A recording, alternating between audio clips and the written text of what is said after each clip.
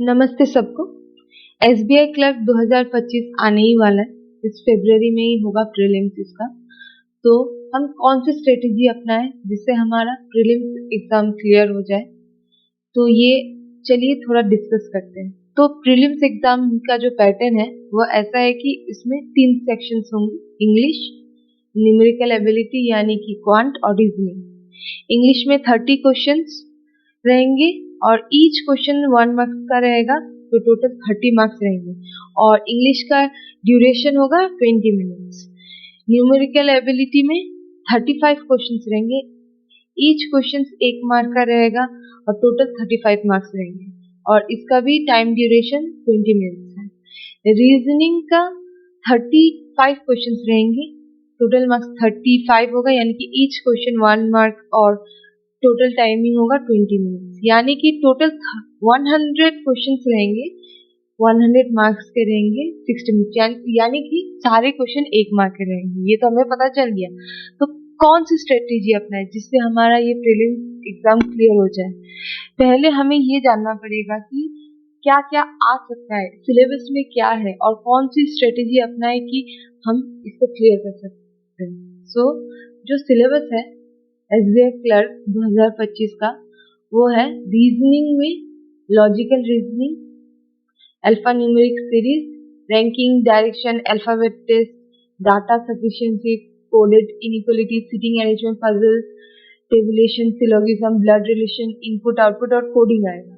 इसमें से सबसे ज्यादा पोर्शन जो रीजनिंग में आता है वो है पजल। आपको पजल अच्छे से आना चाहिए, यानी कि पजल अगर आपको रीजनिंग करना है तो आप अच्छे से मॉक टेस्ट लगाइए। आपको अगर ये पता करना है कि कौन सा मॉक टेस्ट अच्छा है, तो मैं अगले वीडियो में बता दूंगी किस मॉक टेस्ट से आप प्रैक्टिस कर सकते हैं। रीजनिंग और न्यूमेरिकल एबिलिटी के लिए अच्छे से मॉक टेस्ट लगाइए। मॉक टेस्ट में जो क्वेश्चन गलत हो रहे हैं उसको एनालिसिस कीजिए, फिर उस क्वेश्चन को कीजिए, फिर से आप अच्छे से एनालाइज करने के बाद फिर से खुद को इम्प्रूव कीजिए। तो यहाँ पे क्वांट के लिए हमारे पास है सिंप्लीफिकेशन। सिंप्लीफिकेशन प्रीलिम्स में बहुत इंपॉर्टेंट रोल प्ले करता है। आपका प्रैक्टिस सिंप्लीफिकेशन में बहुत अच्छा होना चाहिए।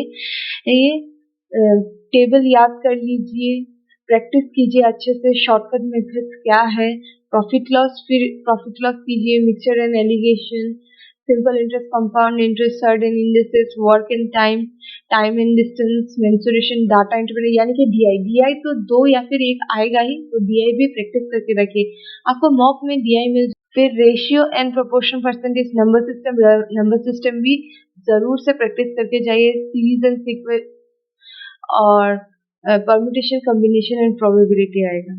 तो क्वांट और रीजनिंग के लिए आप मॉक लगाइए, अच्छे से मॉक्स का एनालिसिस कीजिए और अपनी गलतियों को सुधारिए, तो फिर आपका एसबीआई क्लर्क जरूर क्लियर हो जाएगा। और इंग्लिश के लिए, इंग्लिश का जो पोर्शन है, जो सिलेबस है, उसमें reading comprehension, cloze test, parajumbles, miscellaneous, fill in the blanks, multiple meaning, error spotting, paragraph completion आएगा। जो इम्पोर्टेंट बात है वो है कि आपको इंग्लिश में रीडिंग आनी चाहिए, अच्छे से आप रीड कर पा रहे, समझ रहे। अगर आप रीडिंग कर पा रहे तो आपको पता चल जाएगा कि रीडिंग कॉम्प्रिहेंशन में वो पैराग्राफ बोलना क्या चाह रहे हैं। तो आप अच्छे से रीडिंग कीजिए, जितना रीडिंग कर सकते हैं उतना रीडिंग कीजिए। फिर एरर डिटेक्शन के लिए आप जो ग्रामर के रूल्स है उसको एक बार अच्छे से पढ़ लीजिए, रिवीजन कर लीजिए, तो फिर आपका इंग्लिश सेक्शन भी हो जाएगा। पूरा एसबीआई क्लर्क का जो फुल मॉक होता है वो आप देने की कोशिश कीजिए, आप एनालिसिस कीजिए अच्छे से, फिर अपना रैंकिंग देखिए, कितना परसेंटेज मिल रहा है आपको वो देखिए, फिर आप अपने आप को इम्प्रूव करने की कोशिश, कहाँ पे गलती हो रही है उसको देखिए, सुधारिए, तो फिर एसबीआई क्लर्क प्रीलिम्स आपका क्लियर हो जाएगा। और प्लीज सब्सक्राइब कर दीजिए और लाइक कर दीजिए। Thank you.